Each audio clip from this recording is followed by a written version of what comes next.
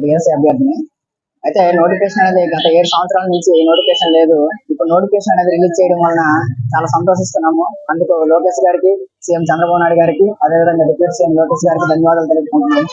అయితే సార్, మరి నోటిఫికేషన్ అయితే ఇచ్చారు కానీ 45 రోజులు సమయం ఇవ్వడం వలన చాలా మంది ప్రెజర్కి లోన్ అవుతున్నారు. ఎందుకంటే నోటిఫికేషన్ అనేది ఇస్తామని చెప్పేసి మీరు సిలబస్ కూడా రిలీజ్ చేశారు, కాదనట్లేదు. కానీ ఇక్కడ చాలా మంది పేద మధ్యతరగతి బడుగు బలహీన వర్గాల వారే ఎక్కువ మంది ఉన్నారు.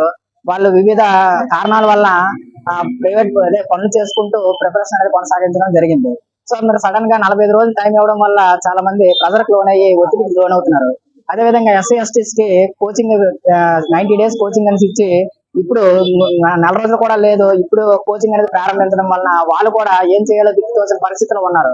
కాబట్టి దయచేసి అర్థం చేసుకుని మాకు ఒక 3 అభ్యంతరాలు అనేవి మీకు తెలియజేసుకోవడం జరుగుతుంది.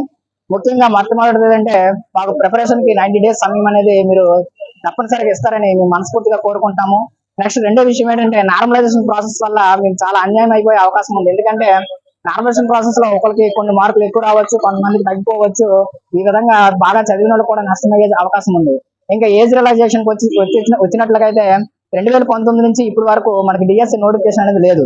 దానివల్ల చాలా మంది ఏజ్ ఎక్కువైపోయి ఈ డిఎస్సికి అర్హత లేకుండా చాలా ఇబ్బంది పడాల్సిన అవసరం ఉంటుందన్నమాట. సో దానివల్ల మీరు కన్సిడర్ చేసుకుని 45 సంవత్సరాలకి డిఎస్సి ఏజ్ అనేది పెంచుతారని మేము మనస్ఫూర్తిగా కోరుకుంటున్నాం. కాబట్టి దయచేసి లోకేష్ గారికి మేము ఒకటే విజ్ఞప్తి చేస్తున్నాం.